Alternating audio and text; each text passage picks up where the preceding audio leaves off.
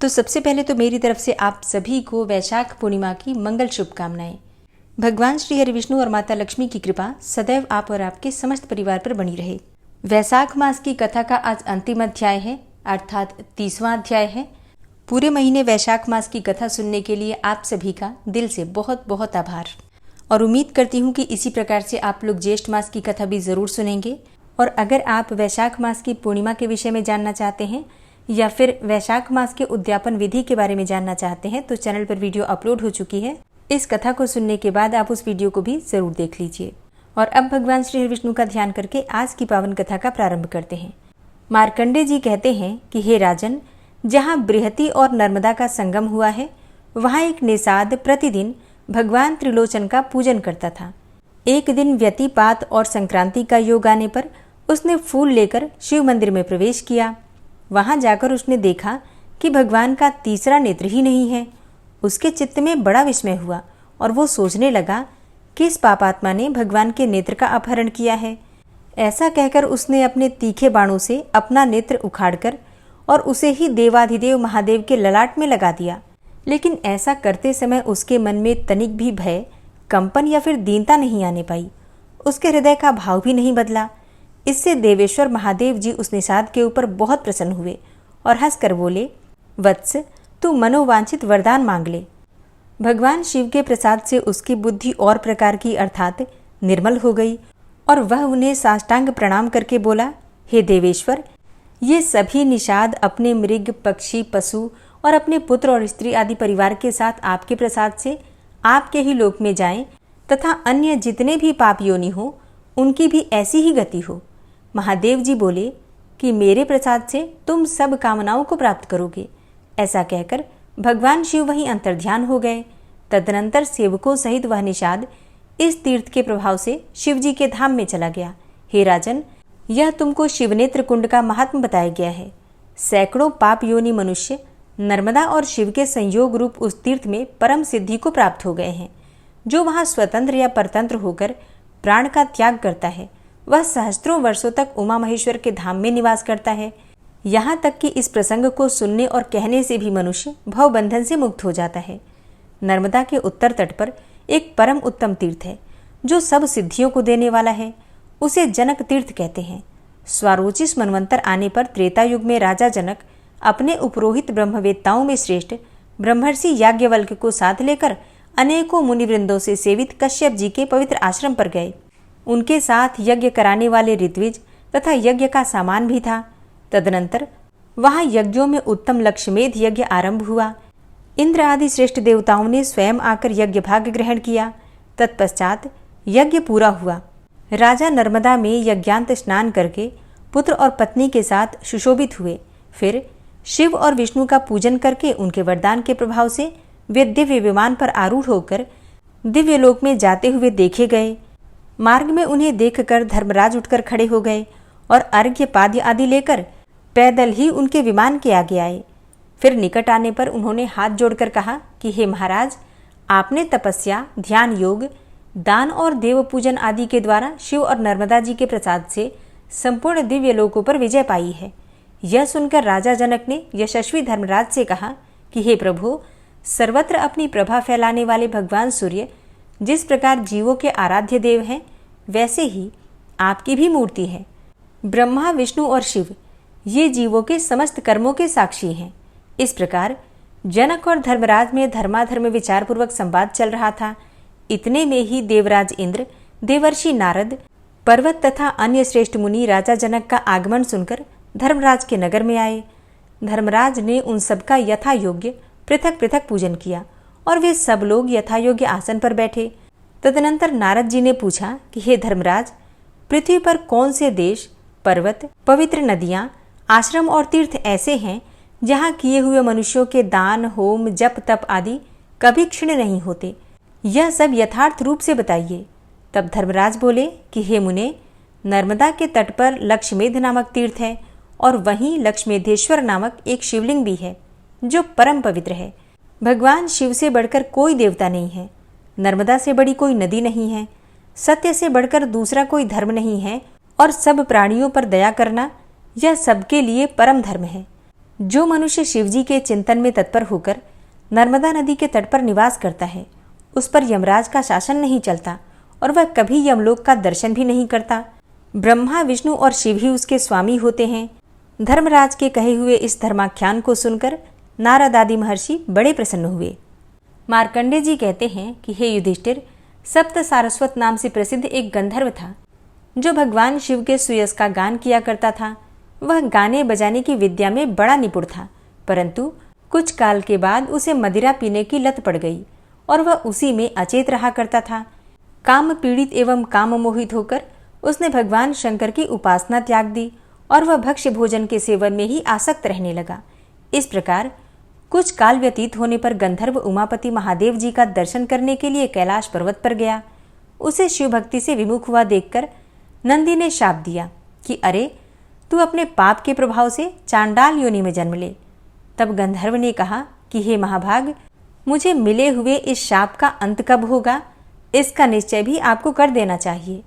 तब नंदी बोले, व्यतिपात योग आने पर जब नर्मदा नदी में स्नान करके महेश्वर का पूजन करोगे तब शाप का अंत होगा और तुम पुनः यहाँ आ सकोगे। अब ये सुनकर वह गंधर्व वहां से चला गया और चांडाल योनि में उत्पन्न हुआ।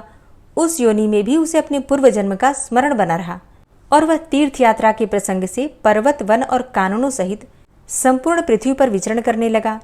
फिर दैव योग से वह नर्मदा के तट पर आया और वहां उसने शंकर स्थंडिल अर्थात शिव वेदी में जाकर भांति भांति के पुष्प आदि उपचारों से भगवान शिव का पूजन किया।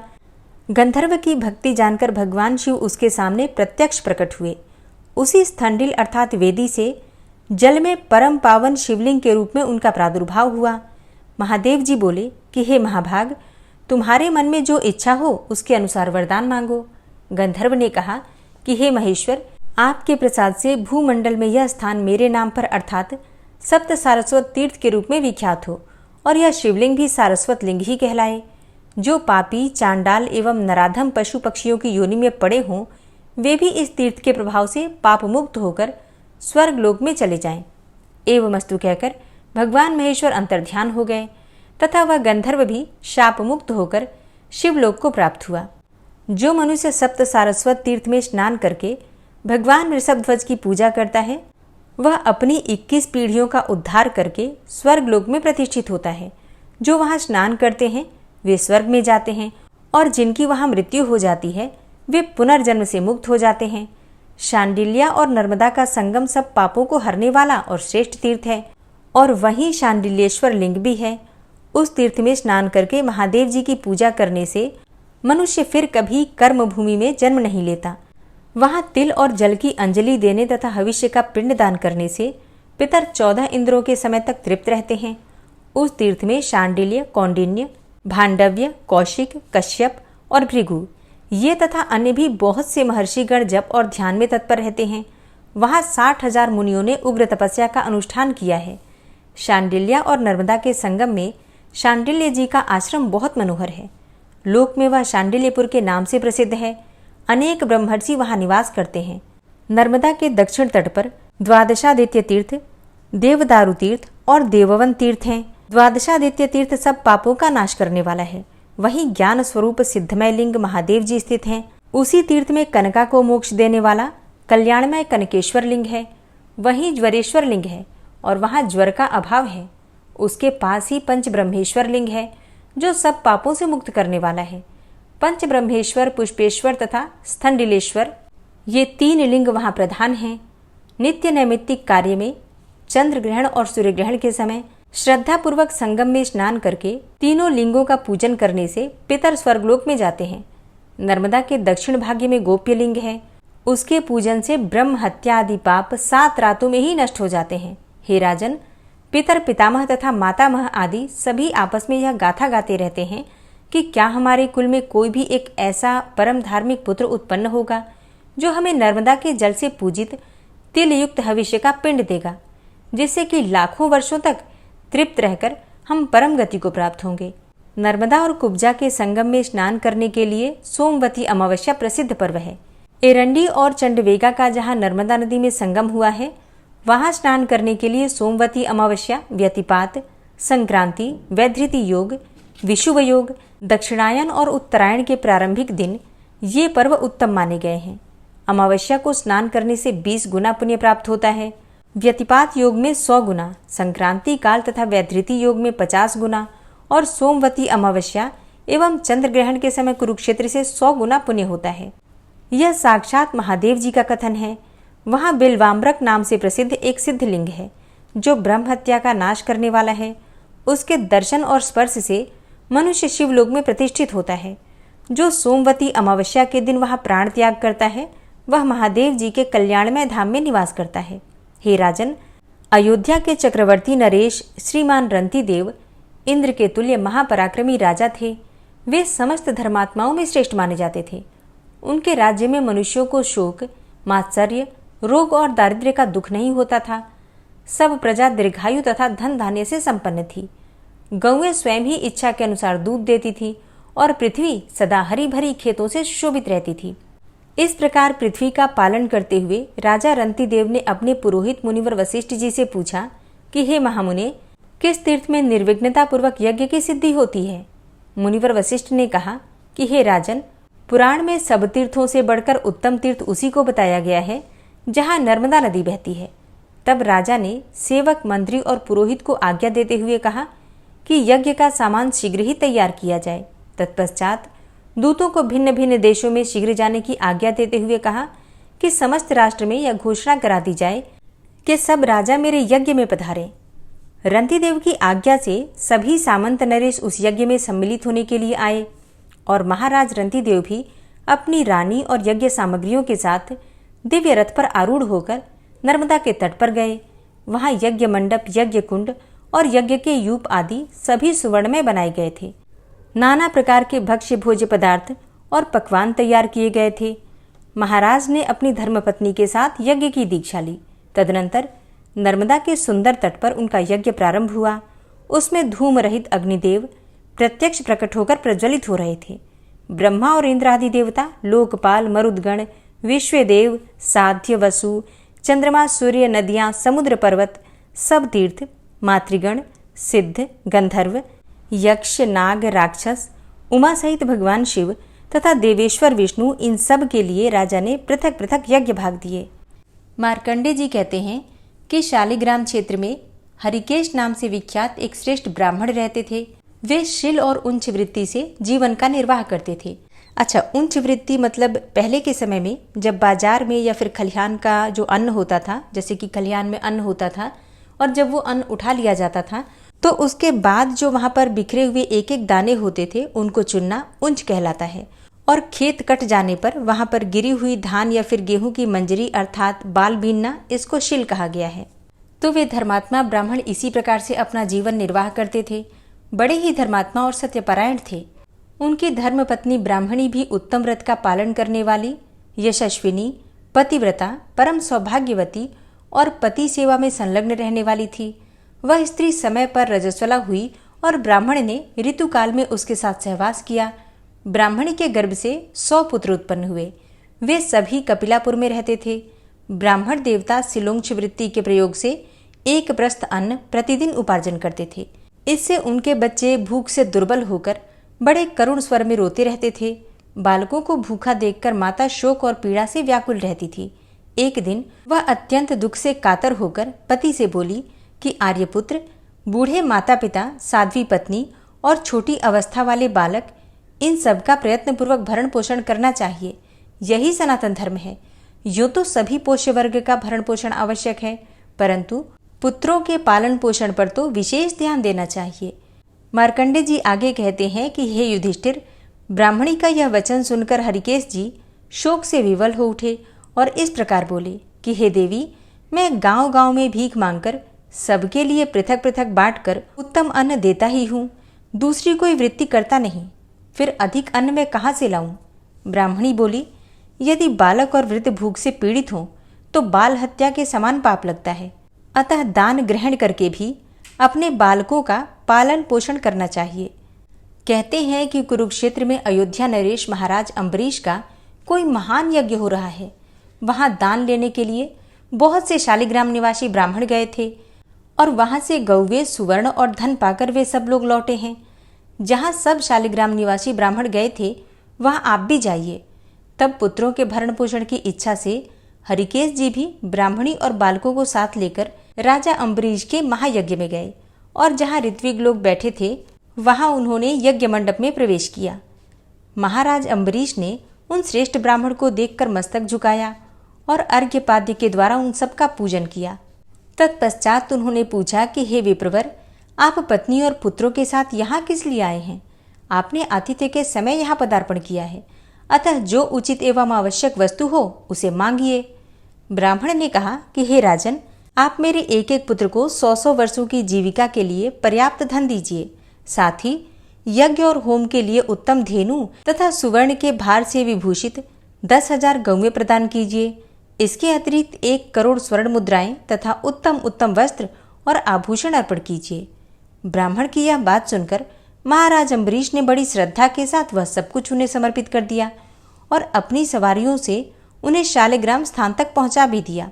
इस प्रकार उस महान यज्ञ को परिपूर्ण करके वे राजर्षि दीर्घ काल तक देवताओं की भांति आनंद भोगते रहे।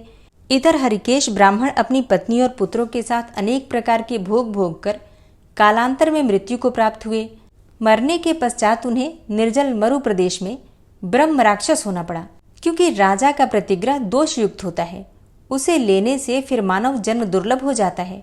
जो द्रव्य के लोभ से मोहित और विषय लोलुप होकर राजा का दान ग्रहण करता है, उसका तो रौरव नरक में गिरना अवश्यंभावी है। वह ब्रह्म राक्षस अपनी स्त्री और पुत्रों के साथ कुरुक्षेत्र को गया और वहां 12 वर्षों तक भूखा रहकर इस चिंता में पड़ा कि क्या करूं, मेरा यह शरीर किस प्रकार छूट नहीं पाता। अब मैं अपने पाप की शुद्धि के लिए अग्नि में प्रवेश करूंगा। तब उत्तम व्रत का पालन करने वाली उसकी पुत्रवती पत्नी ने अपने ब्रह्म राक्षस पति से कहा कि हे प्रभु, ब्राह्मण का यह सब धर्म अग्नि से ही सिद्ध होता है, अतः लकड़ी इकट्ठी करके आप उसमें आग जला दीजिए और मैं सौभाग्यवती रहकर पहले स्वयं ही अग्नि में प्रवेश करूंगी, क्योंकि अपने से पहले पति को भयंकर आग में गिरते हुए मैं नहीं देख सकूंगी। उसके ऐसा निश्चय करने पर आकाशवाणी ने उससे कहा कि हे शुभे, तुम्हें मृत्यु का भय नहीं है। कुब्जा और नर्मदा के संगम में स्नान करने से ब्रह्म राक्षस योनि छूट जाती है। उसमें स्नान करके बिल्वाम्रकेश्वर की पूजा से मनुष्य स्वर्ग लोक में जाता है, ब्रह्म राक्षस योनि से मुक्त होता है और ब्रह्मलोक को प्राप्त होता है। ऐसा कहकर आकाशवाणी मौन हो गई। तब हरिकेश ने अपनी स्त्री और पुत्रों के साथ वहां जाकर महादेव जी को प्रणाम किया और कुब्जा एवं नर्मदा के संगम में विधि पूर्वक स्नान करके महादेव जी का पूजन किया। तत्पश्चात वे सब के सब काम और क्रोध से रहित होकर भगवान विष्णु और शिव का स्मरण करते हुए अपने घर की भांति प्रज्वलित अग्नि में बिना क्लेश के ही प्रवेश कर गए। फिर तो उन्हें तत्क्षण दिव्य देह की प्राप्ति हुई और वे ब्रह्म तेजोमय शरीर धारण करके दिव्य विमान पर बैठकर ब्रह्मलोक को चले गए। उस पवित्र संगम में 108 शिवलिंग हैं। मार्कंडे जी कहते हैं कि हे राजन, माहेश्वरपुर में बहुत से तीर्थ हैं। वहां से रौद्रवारुण तीर्थ तक जो 1 कोस की भूमि है, उसके भीतर का स्थान शिव क्षेत्र कहा गया है। जो वहां मृत्यु को प्राप्त होता है वह शिवलोक में आनंद का भागी होता है। वहां पितरों को तिल और जल की अंजलि देने से माता और पिता दोनों के कुलों के पितर महाप्रलय काल तक तृप्त रहते हैं। प्राचीन काल में ब्रह्मा जी के द्वारा वहां असंख्य उत्तम यज्ञ किए गए हैं। इंद्र ने भी वहां यज्ञ अनुष्ठान करके देवराज पद को प्राप्त किया है। कार्तवीर्य अर्जुन ने भी वहीं पूर्व काल में 100 यज्ञ किए थे। हे राजन, पहले की बात है कि अयोध्यापुरी में सूर्यवंशी राजा वैवस्वत मनु, जो साक्षात भगवान सूर्य के ही पुत्र थे, चक्रवर्ती नरेश के पद पर प्रतिष्ठित थे। वे सदा यज्ञ और दान में तत्पर रहते थे। उनके शासनकाल में उत्तमपुरी अयोध्या के भीतर मृत्यु, रोग और वृद्धावस्था का कष्ट किसी को भी नहीं होता था। तदनंतर उन्हीं के वंश में परम धर्मात्मा राजर्षि सालंकायन हुए, जिनके राज्यकाल में समूची पृथ्वी सस्य श्यामला एवं धन धान्य से संपन्न थी। गौवें स्वयं ही इच्छानुसार दूध देती थीं। एक समय अयोध्या के राज्य में 12 वर्षों तक वर्षा नहीं हुई। संपूर्ण देशवासी मनुष्य और पशु मरने लगे।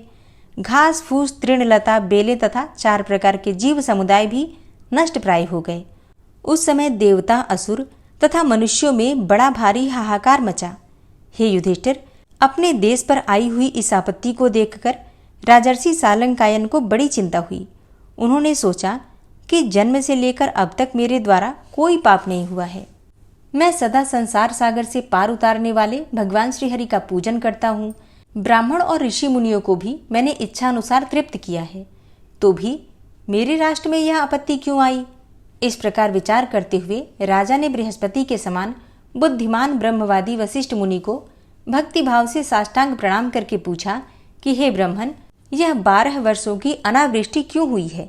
वशिष्ठ जी बोले कि हे महाबाहो, जन समुदाय में महर्षियों के वचन सुनकर उसी के अनुसार कोई उपाय करना चाहिए। तब राजा ने जनसभा में आसन पर बैठे हुए महर्षियों के पास जाकर अनावृष्टि का कारण पूछा। उनके पूछने पर महर्षि लोग इस प्रकार बोले, हे राजन, भूत और भविष्य काल के तत्व को जानने वाले गुरु एवं महात्मा मार्कंडेय मुनि के आश्रम पर जाकर ब्राह्मणों के साथ इस प्रश्न पर विचार करो। वे मुनि जो जो धर्म बताएं वह तुम्हें पालन करना चाहिए। तदनंतर राजा सालंकायन ब्राह्मणों के साथ दिव्य रथ पर आरूढ़ होकर नर्मदा के तट पर गए और वहां मुनियों के साथ बैठे हुए मुझ मार्कंडेय को प्रणाम करके बैठ गए। तब मैंने उनसे कुशल मंगल पूछा। राजा बोले कि हे ब्राह्मण, आज आपके चरणारविंदों का दर्शन करके मैं सकुशल हूँ, परंतु मेरे राष्ट्र का भविष्य क्या होगा यह चिंता मुझे सदैव पीड़ित किए रहती है। मैंने कहा कि प्रजा के कुमार्गगामी होने से, देवताओं और ब्राह्मणों को कष्ट पहुंचाने से तथा वर्णाश्रम धर्म का लोप करने से जो महान अधर्म होता है वह धर्म को हानि पहुंचाता है। अतः इस संकट से मुक्ति पाने के लिए तुम नर्मदा के तट पर आकर रुद्र यज्ञ करो और महादेव जी की विधिपूर्वक आराधना करो। इससे वर्तमान उपद्रव की शांति होगी। बादल इच्छा के अनुसार वर्षा करेंगे और पुनः सृष्टि का सारा कार्य पूर्ववत चलने लगेगा। तुम भी पाप दोष से छूट जाओगे और राज्य तथा स्वर्ग पाओगे।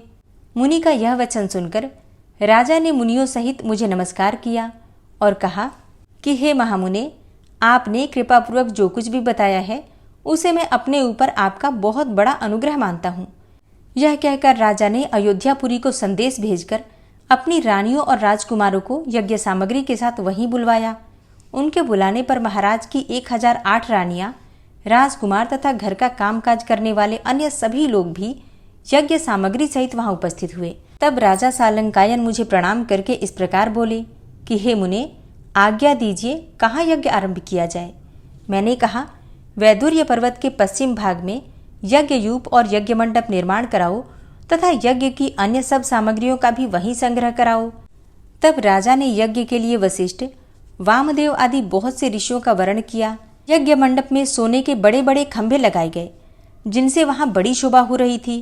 कुंड, वेदी और श्रुवा आदि सब कुछ सुवर्णमय थे। नाना प्रकार के भक्ष्य भोज्य पदार्थ तथा भांति भांति के रस तैयार किए गए थे। वेद पाठी ब्राह्मणों द्वारा देवताओं का आवाहन और पूजन किया गया। होम कुंड में अग्नि का आधान हुआ। धूम रहित अग्नि प्रज्वलित हो उठी। वेद मंत्रों के उच्चारण से आकाश गूंज उठा। आहुतियां दी जाने लगी। इस प्रकार विधिपूर्वक यज्ञ पूर्ण होने पर जब सब लोग अवभृत स्नान के लिए नर्मदा में गए तब उसका जल तो सूखा दिखाई दिया। ये देखकर राजा को बड़ा आश्चर्य हुआ। उन्होंने मुनिवर दुर्वासा जी से पूछा कि ये क्या हुआ? वर्षा भी कहीं नहीं हुई और नर्मदा का जो पुराना जल था वह भी सूख गया। इसका क्या कारण है? राजा का प्रश्न सुनकर दुर्वासा मुनि बोले कि हे राजन, जल तो सभी लोगों को अभिष्ट है। तप, होम और वेद मंत्र ब्राह्मणों के अधीन है और यज्ञ रक्षा एवं दक्षिणा यजमान के अधीन। सो सब कुछ विधिवत संपन्न हुआ है। नर्मदा जल रहित हो गई और मेघ अभी तक पानी नहीं बरसाते। इससे हताश होने की आवश्यकता नहीं है। जो चली गई है उस नर्मदा नदी के आने की बाट देखो। तब राजा ने नर्मदा की स्तुति प्रारंभ की। हे सुरेश्वरी, तुम्हें नमस्कार है। हे शंकरात्मजे, तुम्हें नमस्कार है। ईड़ा, पिंगला, उमा, गंगा, सरस्वती, वेद माता गायत्री, सावित्री, सरस्वती, ब्राह्मी, वैष्णवी और गौरी सब कुछ तुम ही हो। तुम ही परम यशस्विनी लोकमाता लक्ष्मी हो। पृथ्वी पर जितने भी तीर्थ बताए गए हैं वे सब तुमसे ही व्याप्त हैं। समस्त चराचर जगत तुम्हारे जल से व्याप्त है। जगत में ऐसा कोई स्थान नहीं दिखाई देता जो तुम्हारे जल से आवृत न हो। तुम्हारे जल में स्नान करने मात्र से तृप्त होकर सब जीव परम गति को प्राप्त हो जाते हैं। तब अमित तेजस्वी राजा के मुख से यह स्तवन सुनकर नर्मदा देवी ने उन्हें प्रत्यक्ष दर्शन दिया और कहा कि हे राजन, तुम्हारे मन में जो अभिलाषा हो उसके अनुसार वरदान मांगो। राजा ने कहा कि हे देवी, तुम 7 पूर्व के और 7 दूसरे प्रवाहों को अक्षय करो। नर्मदा बोली कि हे राजन, लो, यह वरदान मैंने तुम्हें यथार्थ रूप से दे दिया। ऐसा कहकर सरिताओं में श्रेष्ठ नर्मदा जलराशि से परिपूर्ण होकर विस्तृत प्रवाहों से बहने लगी। राजा सालंकायन का यह अद्भुत कर्म देखकर सत्य धर्म पारायण सभी महर्षि उनकी प्रशंसा करने लगे। तदनंतर उन सब ने नर्मदा में स्नान, अवगाहन, जलपान और पितृतर्पण किया। तत्पश्चात सर्वस्व दक्षिणा पाए हुए ब्राह्मणों ने वह यज्ञ समाप्त किया। जो जिस वस्तु की कामना करता उसे वही वस्तु दी जाती थी। तदनंतर शिवालय में जाकर समस्त मनोवांछित फलों को देने वाले देव पूजित माहेश्वर लिंग में स्थित भोग मोक्ष प्रदाता उमा महेश्वर का राजा ने विधि पूर्वक पूजन किया।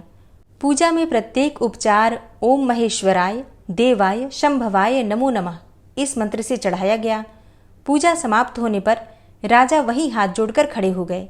तत्पश्चात नर्मदा देवी भगवान शंकर के चरण के नीचे से प्रकट हो गईं। उनका वह प्रवाह संपूर्ण देवताओं द्वारा पूजित हुआ। तदनंतर संतुष्ट हुए महादेव आदि सब देवता बोले कि हे राजन, तुम मनोवांछित वर मांगो। उनके ऐसा कहने पर राजा सालंकायन ने कहा कि हे देवताओं, आप लोग कभी इस स्थान का परित्याग न करें। हमारे राष्ट्र में अनावृष्टि आदि दोषों से पीड़ित प्रजा का कष्ट दूर हो और वह सदा फले फूले। इसके सिवा इस स्थान पर आहवनीय अग्नि स्वयं ही सदा विद्यमान रहे। देवताओं ने कहा कि हे राजन, तुमने जो कुछ कहा है वह सब पूरा होगा। ऐसा कहकर सब देवता वहां से अंतर्ध्यान हो गए। राजा का राज्य पुनः वृद्धि को प्राप्त हुआ और इंद्र इच्छानुसार वर्षा करने लगे। वह यज्ञ पूरा करके राजा सालंकायन अपने मंत्रियों तथा अंतःपुर की रानियों के साथ देव निर्मित अयोध्यापुरी में लौट आए। हे युधिष्ठिर, इस प्रकार मैंने तुम्हें उमा महेश्वर तीर्थ का महात्म्य सुनाया है। हरे कृष्णा। आज की कथा का यहीं पर समापन करती हूँ। कल की कथा में आपने सुना शुक्री वर्णन करती है अपने पूर्व जन्म का और अपने पूर्व जन्म के वृतांत का वर्णन करते हुए कहती है कि माथुर प्रदेश में मथुरा नाम की एक नगरी है। वहाँ उग्रसेन नाम वाले यदुवंशी राजा राज्य करते थे। वे शत्रु विजयी, संपूर्ण धर्मों के तत्वज्ञ, बलवान, दाता और सद्गुणों के जानकार थे।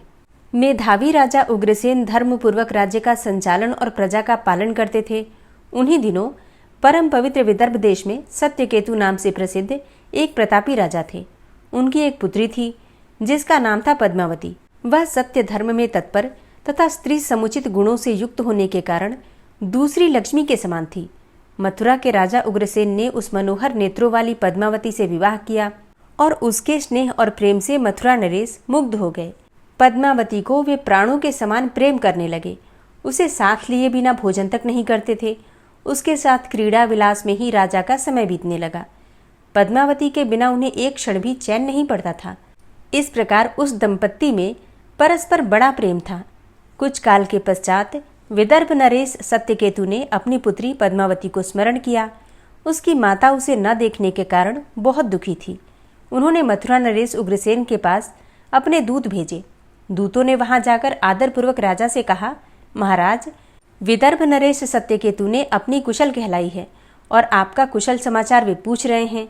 यदि उनका प्रेम और स्नेहपूर्ण अनुरोध आपको स्वीकार हो तो राजकुमारी पद्मावती को उनके यहाँ भेजने की व्यवस्था कीजिए। वे अपनी पुत्री को देखना चाहते हैं।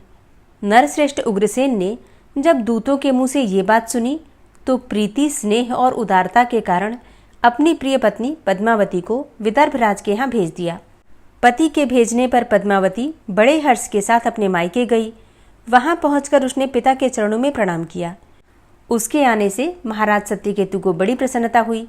पद्मावती वहां अपनी सखियों के साथ निशंक होकर घूमने लगी। पहले की ही भांति घर, वन, तालाब और चौबारों में विचरण करने लगी। यहाँ आकर वह पुनः बालिका बन गई। उसके बर्ताव में लाज या संकोच का भाव ही नहीं रहा। एक दिन की बात है, पद्मावती अपनी सखियों के साथ एक सुंदर पर्वत पर सैर करने के लिए गई। उसकी तराई में एक रमणीय वन दिखाई दिया जो केलों के उद्यान से शोभा पा रहा था। पहाड़ पर भी फूलों की बहार थी। राजकुमारी ने देखा कि एक ओर ऐसा रमणीय पर्वत, दूसरी ओर मनोहर वनस्थली और बीच में स्वच्छ जल से भरा हुआ सर्वतोभद्र नामक तालाब है। बालोचित चपलता, नारी स्वभाव और खेल कूद की रुचि, इन सब का प्रभाव उसके ऊपर पड़ा। वह सहेलियों के साथ तालाब में उतर पड़ी और हंसती गाती हुई जल क्रीड़ा करने लगी। इसी समय कुबेर का सेवक गोभिल नामक दैत्य दिव्य विमान पर बैठकर आकाश मार्ग से कहीं जा रहा था। तालाब के ऊपर आने पर उसकी दृष्टि विशाल नेत्रों वाली विदर्भ राजकुमारी पद्मावती पर पड़ी, जो निर्भय होकर स्नान कर रही थी। गोभिल की ज्ञान शक्ति बहुत बड़ी हुई थी। उसने निश्चित रूप से ये जान लिया कि यह विदर्भ नरेश की कन्या और महाराज उग्रसेन की प्यारी पत्नी है, परंतु यह तो पतिव्रता होने के कारण आत्मबल से सुरक्षित है। पर पुरुषों के लिए इसे प्राप्त करना नितांत कठिन है। उग्रसेन महामूर्ख है जो उसने ऐसी सुंदरी पत्नी को मायके भेज दिया है। आह, यह पतिव्रता नारी पराये पुरुषों के लिए दुर्लभ है। इधर कामदेव मुझे अत्यंत पीड़ा दे रहा है। मैं किस प्रकार इसके निकट जाऊं और कैसे इसका उपभोग करूं? इसी उधेड़बुन में पड़े पड़े उसने अपने लिए एक उपाय निकाल लिया। गोभिल ने महाराज उग्रसेन का मायामय रूप धारण कर लिया। वह ज्यों का त्यों उग्रसेन बन गया। वही अंग, वही उपांग, वही वस्त्र, उसी तरह का वेश और वही अवस्था, पूर्ण रूप से उग्रसेन। इस प्रकार वह पर्वत के शिखर पर उतरा और एक अशोक वृक्ष की छाया में शिला के ऊपर बैठकर उसने मधुर स्वर से संगीत छेड़ दिया।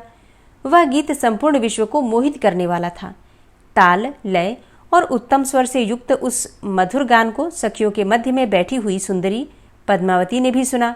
वह सोचने लगी कि कौन गायक यह गीत गा रहा है। राजकुमारी के मन में उसे देखने की उत्कंठा हुई। तब उसने सखियों के साथ जाकर देखा कि अशोक की छाया में उज्जवल शिलाखंड के ऊपर बैठा हुआ कोई पुरुष गा रहा है और वह महाराज उग्रसेन सा ही जान पड़ता है। वास्तव में तो वह राजा के वेश में नीच दानव गोभिल ही था। पद्मावती विचार करने लगी, मेरे धर्मपरायण स्वामी मथुरा नरेश अपना राज्य छोड़कर इतनी दूर कब और कैसे चले आए? वह इस प्रकार सोच ही रही थी कि उस पापी ने स्वयं ही पुकारा, प्रिये आओ, आओ देवी, तुम्हारे बिना मैं नहीं जी सकता। सुंदरी, तुमसे अलग रहकर मेरे लिए इस प्रिय जीवन का भार वहन करना भी असंभव हो गया है। तुम्हारे स्नेह ने मुझे मोह लिया है, अतः मैं तुम्हें छोड़कर कहीं नहीं रह सकता। पति रूपधारी दैत्य के ऐसा कहने पर पद्मावती कुछ लज्जित सी होकर उसके सामने गई। वह पद्मावती का हाथ पकड़कर उसे एकांत स्थान में ले गया और वहां अपनी इच्छा के अनुसार उसका उपभोग किया। महाराज उग्रसेन के गुप्त अंग में कुछ खास निशानी थी जो उस पुरुष में दिखाई नहीं दी। इससे सुंदरी पद्मावती के मन में उसके प्रति संदेह उत्पन्न हुआ। राजकुमारी ने अपने वस्त्र संभालकर पहन लिए, किंतु उसके हृदय में इस घटना से बड़ा दुख हुआ। वह क्रोध में भरकर नीच दानव गोभिल से बोली, ओ नीच, जल्दी बता तू कौन है? तेरा आकार दानव जैसा है, तू पापाचारी और निर्दयी है। यह कहते कहते आत्मग्लानि के कारण उसकी आंखें भर आई। वह शाप देने को उद्यत होकर बोली, हे दुरात्मन, तूने मेरे पति के रूप में आकर मेरे साथ छल किया और इस धर्ममय शरीर को अपवित्र करके मेरे उत्तम पातिव्रत्य का नाश कर डाला है। अब यही तू मेरा भी प्रभाव देख ले। मैं तुझे अत्यंत कठोर शाप दूंगी। उसकी बात सुनकर गोभिल ने कहा, हे पतिव्रता स्त्री, भगवान श्री विष्णु तथा उत्तम ब्राह्मण के भय से तो समस्त राक्षस और दानव दूर भागते हैं। मैं दानव धर्म के अनुसार ही इस पृथ्वी पर विचर रहा हूँ। पहले मेरे दोष का विचार तो करो, किस अपराध पर तुम मुझे शाप देने को उद्यत हुई हो? पद्मावती बोली, पापी, मैं साध्वी और पतिव्रता हूँ। मेरे मन में केवल अपने पति की कामना रहती है।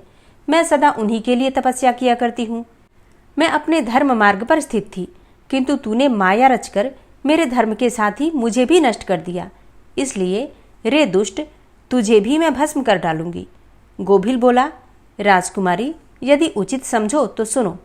मैं धर्म की ही बात कर रहा हूँ। जो स्त्री प्रतिदिन मन, वाणी और क्रिया द्वारा अपने स्वामी की सेवा करती है, पति के संतुष्ट रहने पर स्वयं भी संतोष का अनुभव करती है, पति के क्रोधी होने पर भी उसका त्याग नहीं करती, उसके दोषों की ओर ध्यान नहीं देती, उसके मारने पर भी प्रसन्न रहती है और स्वामी के सब कामों में आगे रहती है, वही नारी पतिव्रता कही गई है। यदि स्त्री इस लोक में अपना कल्याण करना चाहती हो तो वह पतित, रोगी, अंगहीन, कोढ़ी, सब धर्मों से रहित तथा पापी पति का भी परित्याग न करे। जो स्वामी को छोड़कर जाती और दूसरे कामों में मन लगाती है, वह संसार में सब धर्मों से बहिष्कृत व्याभिचारिणी समझी जाती है। जो पति की अनुपस्थिति में लोलुपतावश ग्राम्य भोग तथा श्रृंगार का सेवन करती है, उसे मनुष्य कुलटा कहते हैं। मुझे वेद और शास्त्रों द्वारा अनुमोदित धर्म का ज्ञान है। गृहस्थ धर्म का परित्याग करके पति की सेवा छोड़कर यहाँ किस लिए आई? इतने पर भी अपने ही मुंह से कहती हो मैं पतिव्रता हूँ। कर्म से तो तुम में पातिव्रत्य का लेश मात्र भी दिखाई नहीं देता। तुम डर और भय छोड़कर पर्वत और बागों में मतवाली होकर घूमती फिरती हो, इसलिए पापिनी हो। मैंने यह महान दंड देकर तुम्हें सीधी राह पर लगाया है। अब कभी तुमसे ऐसी धृष्टता नहीं हो सकती। बताओ तो, पति को छोड़कर किस लिए यहाँ आई हो? यह श्रृंगार, ये आभूषण तथा यह मनोहर वेश धारण करके क्यों खड़ी हो? पापिनी, बोलो ना, किस लिए और किसके लिए यह सब किया है? कहाँ है तुम्हारा पातिव्रत्य? दिखाओ तो। मेरे सामने व्याभिचारिणी स्त्रियों के समान बर्ताव करने वाली नारी, तुम इस समय अपने पति से 400 कोस दूर हो।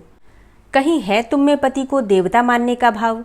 दुष्टा, कहाँ तो तुम्हें लाज नहीं आती, अपने बर्ताव पर घृणा नहीं होती? तुम क्या मेरे सामने बोलती हो? कहाँ है तुम्हारी तपस्या का प्रभाव?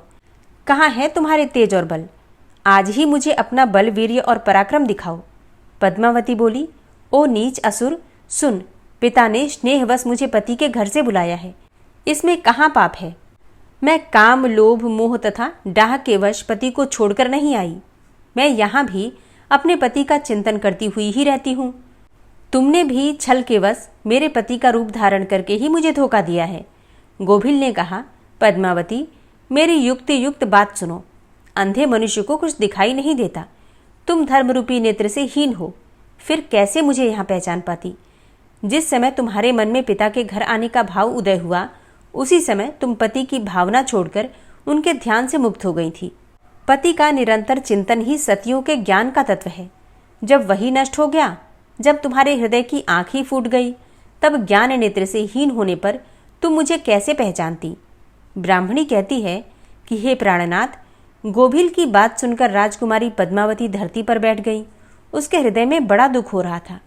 गोभिल ने कहा, शुभे, मैंने तुम्हारे उदर में जो अपने वीर्य की स्थापना की है, उसमें तीनों लोगों को त्रास पहुंचाने वाला पुत्र उत्पन्न होगा।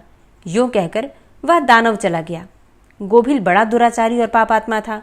उसके चले जाने पर पद्मावती महान दुख से अभिभूत होकर रोने लगी।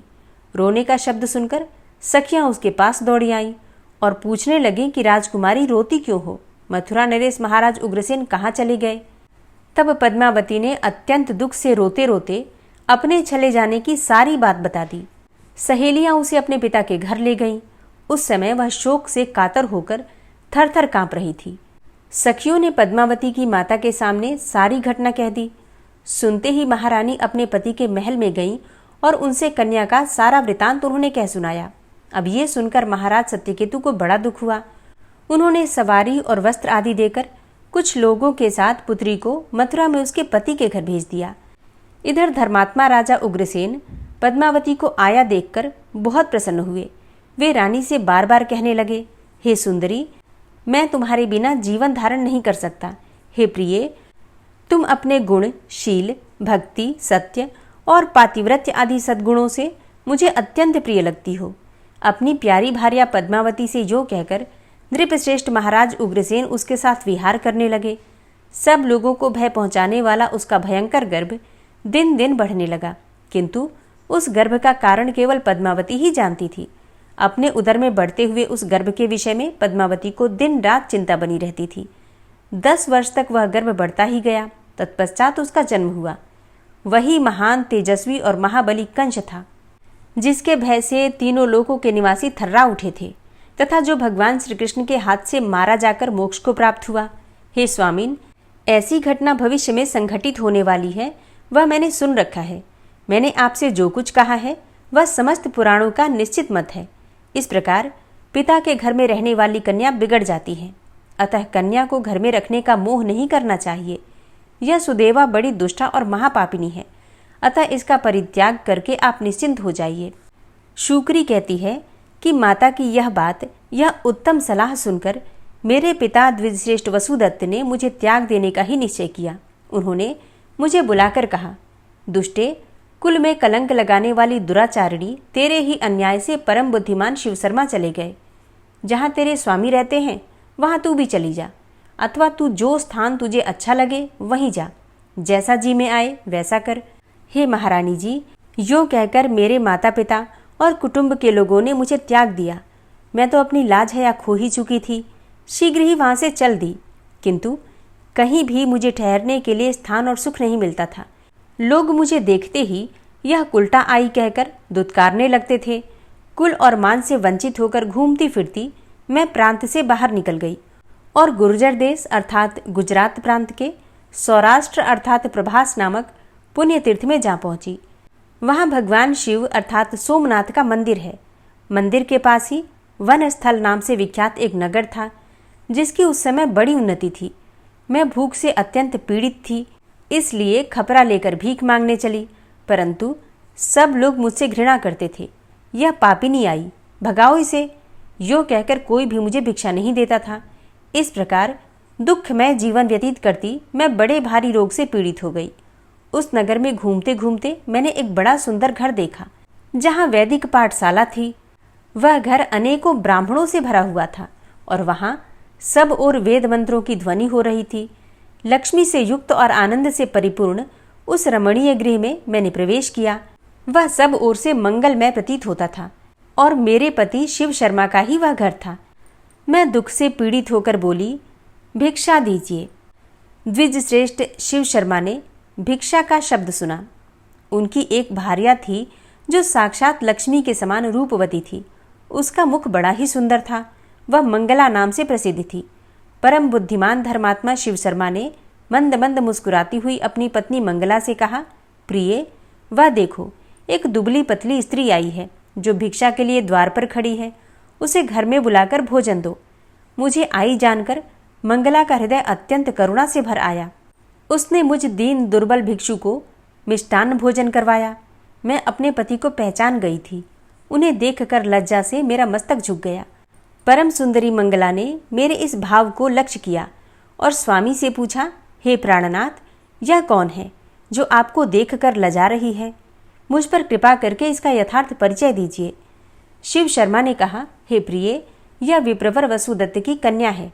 बेचारी इस समय भिक्षु के रूप में यहाँ आई है। इसका नाम सुदेवा है। यह मेरी कल्याणमयी भार्या है जो मुझे सदा ही प्रिय रही है। किसी विशेष कारण से यह अपना देश छोड़कर आज यहाँ आई है। ऐसा समझकर तुम्हें इसका अच्छे ढंग से स्वागत सत्कार करना चाहिए। यदि तुम मेरा भलीभांति प्रिय करना चाहती हो तो इसके आदर भाव में कमी न करना। पति की बात सुनकर मंगलमयी मंगला बहुत प्रसन्न हुई। उसने अपने ही हाथ से मुझे स्नान कराकर उत्तम वस्त्र पहनने को दिया और स्वयं भोजन बनाकर खिलाने पिलाने लगी। शुक्री आगे कहती है कि हे रानी जी, अपने स्वामी के द्वारा इतना सम्मान पाकर मुझे अपार दुख हुआ। मेरे हृदय में पश्चाताप की तीव्र अग्नि प्रज्वलित हो उठी। मैंने मंगला के किए हुए सम्मान और अपने दुष्कर्म की ओर देखा। इससे मन में दुस्साह चिंता हुई, यहाँ तक कि प्राण जाने की नौबत आ गई। मैं ऐसी पापिनी थी कि पति से कभी मीठे वचन तक नहीं बोली, उल्टे उन श्रेष्ठ ब्राह्मण के विपरीत बुरे कर्मों का ही आचरण करती रही। इस प्रकार चिंता करते करते मेरा हृदय फट गया और प्राण शरीर छोड़कर चल बसे।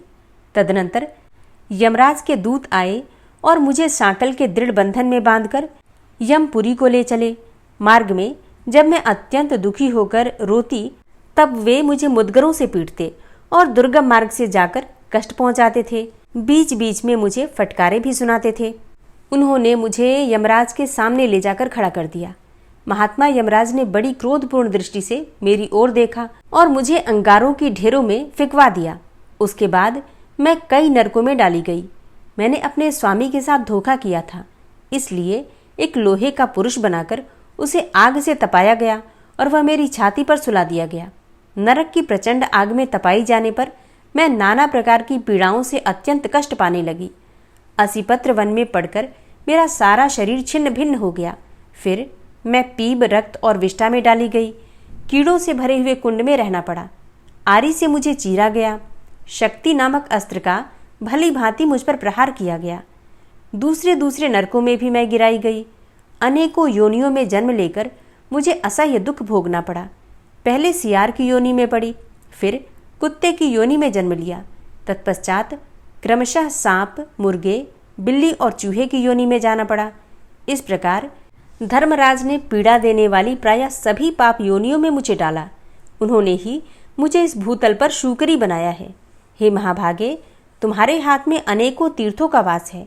हे देवी, तुमने अपने हाथ के जल से मुझे सींचा है, इसलिए तुम्हारी कृपा से मेरा सब पाप दूर हो गया।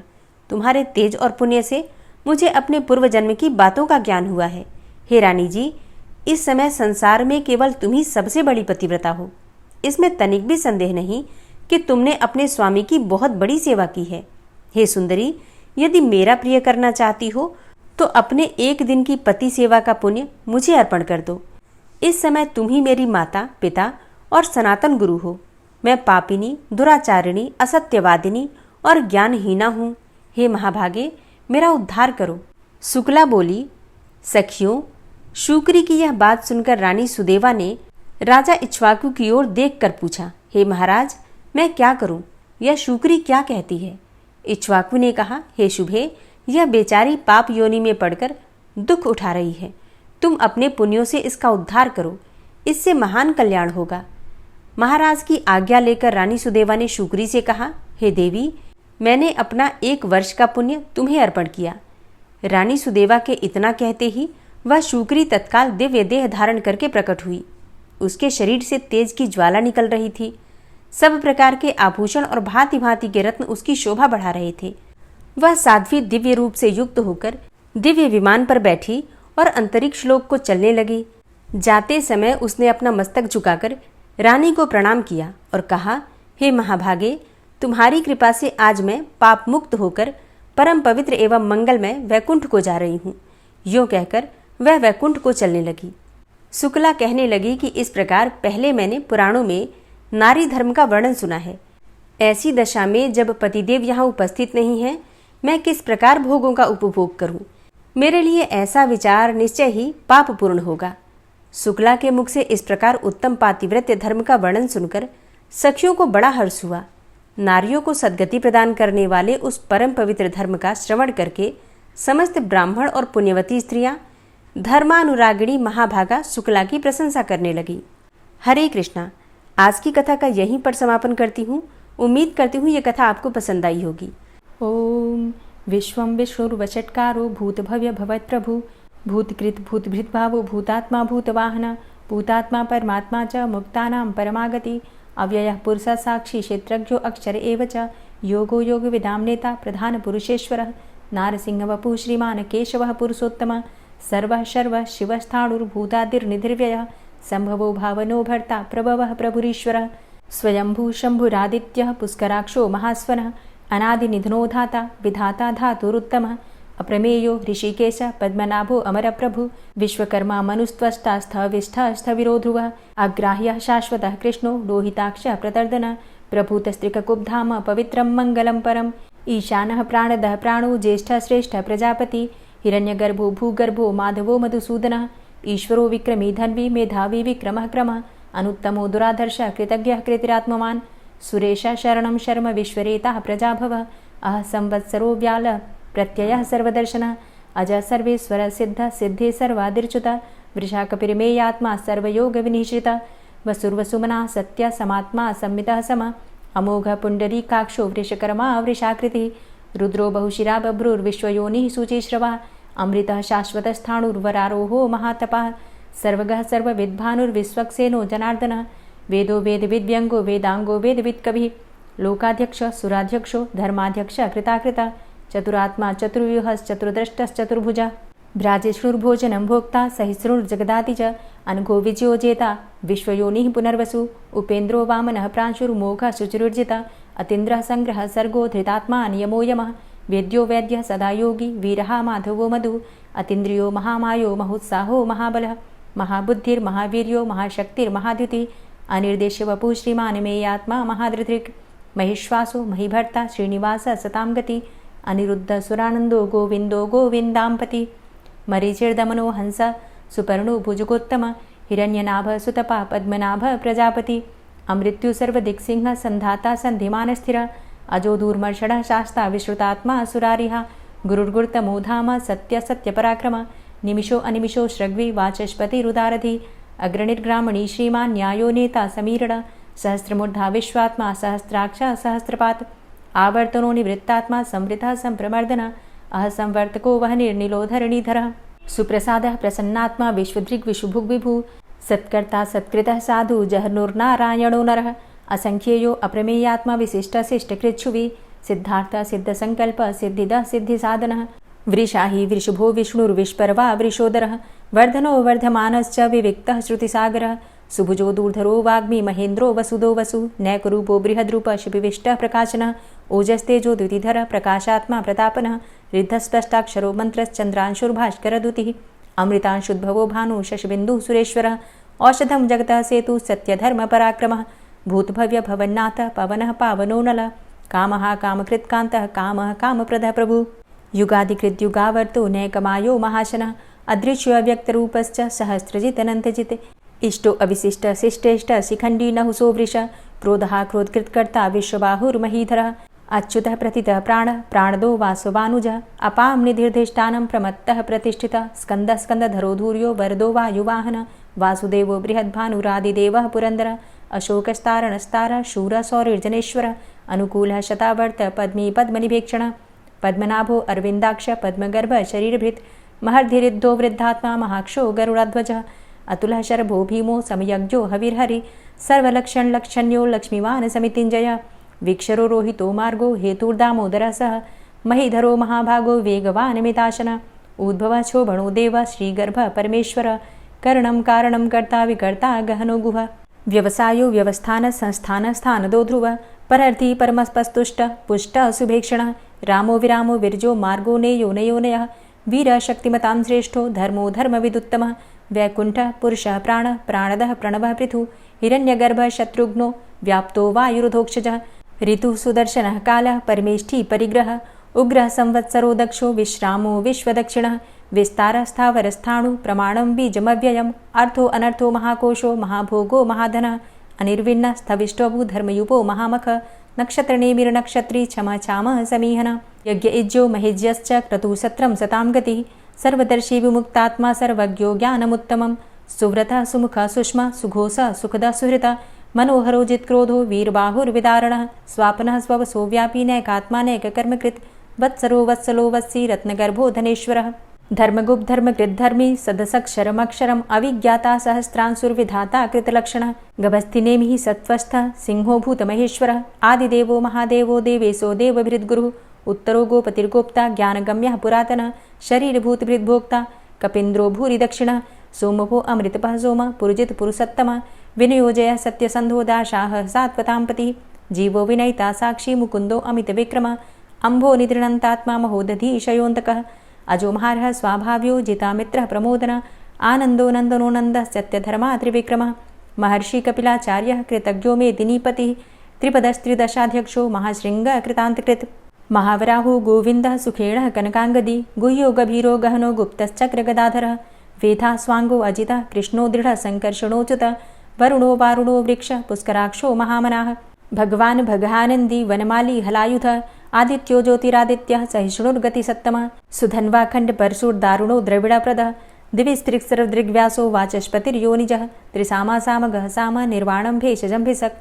सन्न्यासकृच्छमः शान्तो निष्ठा शान्तिः परायणं शुभाङ्गः शान्तिदस्रष्टा कुमुदः कुवलेशयः गोहितो गोपतिर्गोप्ता वृषभाक्षो वृषाप्रियः अनिवर्ति निवृतात्मा संक्षेप्ता चेमकृच्छिवः श्रीवत्सवक्षा श्रीवास श्रीपति श्रीमताम्बरः श्रीधर श्रीश श्रीनिवास श्रीनिधि श्रीविभावन श्रीधर श्रीकर श्रेय श्रीमान् लोकत्रयाश्रयः स्वक्ष स्वङ्ग शतानन्दो नन्दिर्ज्योतिर्गणेश्वरः विजितात्मा विधेयात्मा सत्कीर्तिश्छिन्न संशयः उदीर्णः सर्वतक्षशुर्निशः शाश्वतः स्थिरः भूषयो भूषणो भूतिर्विशोकः शोकनाशनः अर्चिष्मानर्चितः कुम्भो विशुद्धात्मा विशोधनः अनिरुद्धो अप्रतिरथ प्रद्युम्नो अमितविक्रमः कालिनेमि निहावीरः शौरी शूरजनेश्वरः त्रिलोकात्मा त्रिलोकेशः केशवः केशिहारी कामदेवः कामपालः कामीकान्तः कृतागमः अनिर्देशवपुर्विष्णोर्वीरो अनन्तो धनञ्जयः ब्रह्मण्यो ब्रह्मकृद्ब्रह्मा ब्रह्म ब्रह्म विवर्धनः ब्रह्मविद् ब्राह्मणे ब्रह्मी ब्रह्मज्ञो ब्राह्मणप्रियः महाक्रमो महाकर्मा महातेजा महुरगः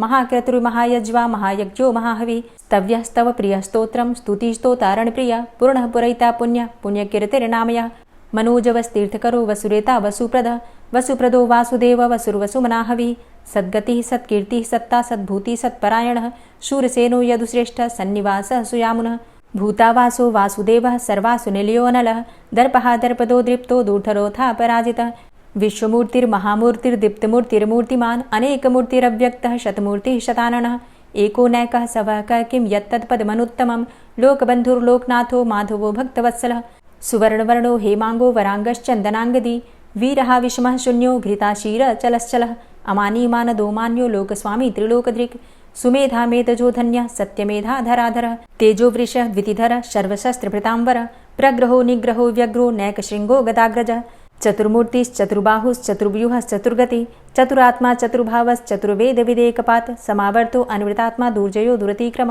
दुर्लभो दुर्गमो दुर्गो दुरावासो दुरारिहा शुभांगो लोकसारंग सुतन्तुस्तन्तुवर्धन इन्द्रकर्मा महाकर्मा कृतकर्मा कृतागमः उद्भवः सुन्दरः सुन्दो रत्ननाभः सुलोचनः अर्को वाजसनः शृङ्गी जयन्तः सर्वविजयी सुवर्णबिन्दुरक्षोभ्य सर्वभागीश्वरेश्वरः महाह्रदो महागर्तो महाभूतो महानिधि कुमुदः कुन्दरः कुन्दः पर्जन्यः पावनो नीलः अमृताशो अमृतवपुः सर्वज्ञः सर्वतोमुखः सुलभः सुव्रतः सिद्धः शत्रुजित् शत्रुतापनः न्यग्रोधो दुम्बरो अस्वस्थश्चाणुरान्ध्रनिषूदनः सहस्रार्चिः सप्तजिह्वः सप्तैधा सप्तवाहनः अमूर्तिरणघो अचिन्त्यो भयकृद्भयनाशनः अणुर्बृहत्कृशस्थूलो गुणभृन्निर्गुणो महान् अधृतः स्वधृतः स्वास्य प्राग्वंशो वंशवर्धनः भारभृतिकथितो योगी योगी स सर्वकामद आश्रमश्रमण क्षाम सुपर्णो वायुवाहन धनुर्धरोर्धनुर्वेदो दण्डोदमयितादम अपराजितः सर्वसहो नियन्ता नियमो यमः सत्त्ववान् सात्विकः सत्य सत्यधर्मपरायण अभिप्रायः प्रियार्होर्ह प्रियकृत्प्रीतिवर्धनः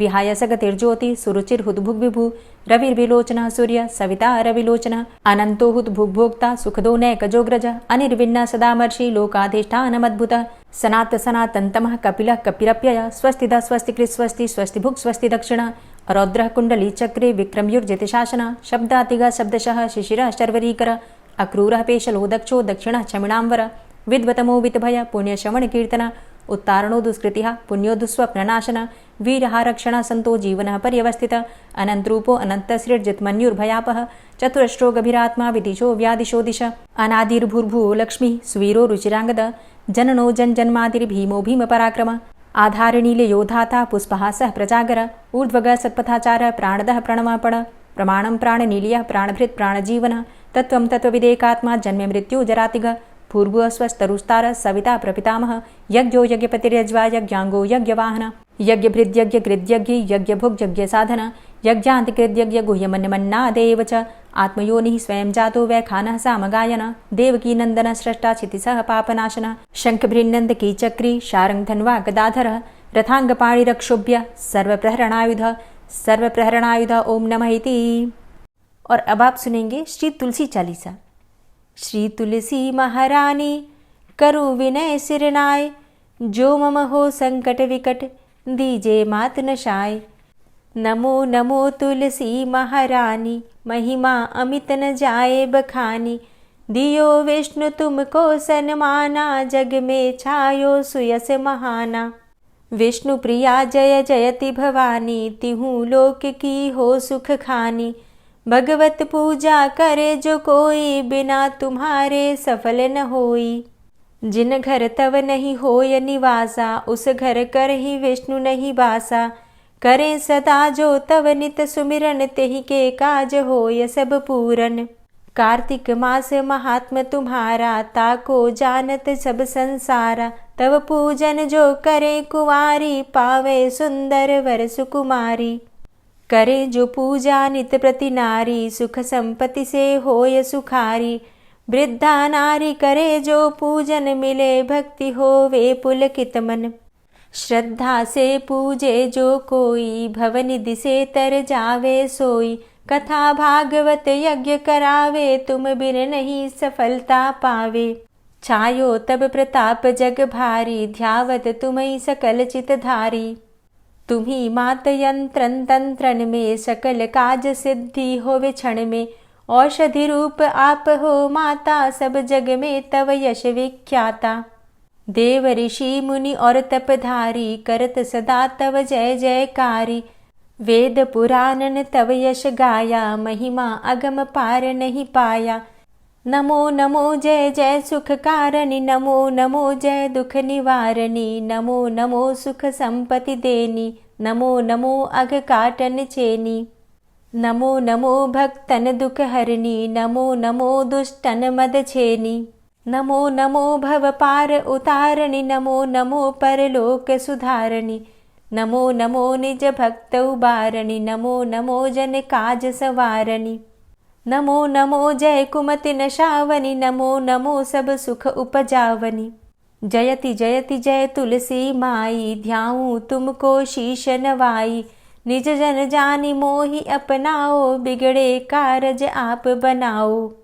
करूं विनय मैं मात तुम्हारी, पूर्ण आशा करहु हमारी। शरण चरण कर जोरी मनाऊं, निश दिन तेरे ही गुण गाऊं। करहु मात अब मोह पर दाया, निर्मल होए सकल मम काया। मांगू मातु यही बर दीजे, सकल मनोरथ पूर्ण कीजे। जानू नहीं कछु नेम आचारा, क्षमहु मातु अपराध हमारा। 12 मास करे जो पूजा, तासम जग में और नहीं दूजा। प्रथम ही गंगा जल मंगवावे, फिर सुंदर स्नान करावे। चंदन अक्षत पुष्प चढ़ावे, धूप दीप नैवेद्य लगावे। करें आचमन गंगा जल से, ध्यान करे हृदय निर्मल से। पाठ करे फिर चालीसा की, स्तुति करे मात तुलसा की। यह विधि पूजा करे हमेशा, ताके तन नहीं रहे कलेशा। करे मास कार्तिक का साधन, सोवे नित पवित्र हुई जाहि। है यह कथा महासुखदाई, पढ़े सुने सो भव तर जाई। यह श्री तुलसी चालीसा, पाठ करे जो कोय। गोविंद सो फल पावही, जो मन इच्छा होय। तुलसी चालीसा संपूर्ण। और अब आप सुनेंगे तुलसी महारानी की आरती। तुलसी महारानी नमो नमो, हरि की पटरानी नमो नमो। तुलसी महारानी नमो नमो, हरि की पटरानी नमो नमो। धन्य तुलसी पूर्ण तप कीनो, धन्य तुलसी पूर्ण तप कीनो। शालिग्राम की बनी पटरानी नमो नमो। तुलसी महारानी नमो नमो, हरि की पटरानी नमो नमो। जाके पत्र मंजरी कोमल, जाके पत्र मंजरी कोमल। श्रीपति कमल चरण लपटानी नमो नमो, हरि की पटरानी नमो नमो। तुलसी महारानी नमो नमो। धूप दीप नैवेद्य आरती, धूप दीप नैवेद्य आरती। पुष्पन की वर्षा बरसानी नमो नमो, हरि की पटरानी नमो नमो। तुलसा महारानी नमो नमो। 56 भोग 36 व्यंजन, 56 भोग 36 व्यंजन। बिन तुलसा हरि एक न मानी नमो नमो। तुलसी महारानी नमो नमो, हरि की पटरानी नमो नमो। सभी सखी मैया तेरो यश गावे, सभी सखी मैया तेरो यश गावे। भक्ति दान दीजे महारानी नमो नमो। तुलसा महारानी नमो नमो, हरि की पटरानी नमो नमो। नमो नमो तुलसा महारानी, नमो नमो तुलसी महारानी। तुलसी महारानी नमो नमो, हरि की पटरानी नमो नमो।